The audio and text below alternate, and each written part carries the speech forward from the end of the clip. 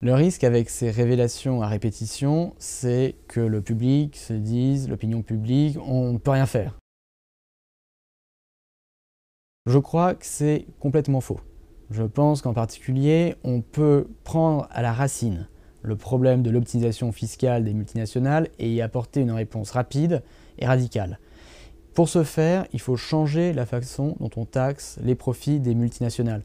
Aujourd'hui, on laisse Nike ou Google ou Apple choisir les pays où ils font des profits. Donc ça va être les Bermudes, l'Irlande, les Pays-Bas, où les taux d'imposition sont dérisoires.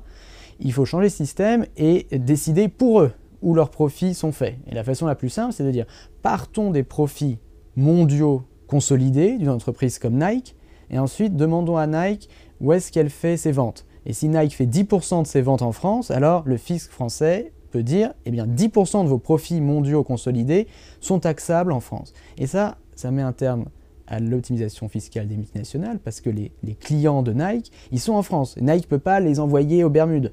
Et donc il n'y a aucune façon de se soustraire à l'impôt. Et ce qui est encore plus important, c'est que la France peut le faire seule. Elle n'a pas besoin de l'accord de l'Irlande, du Luxembourg ou des Bermudes.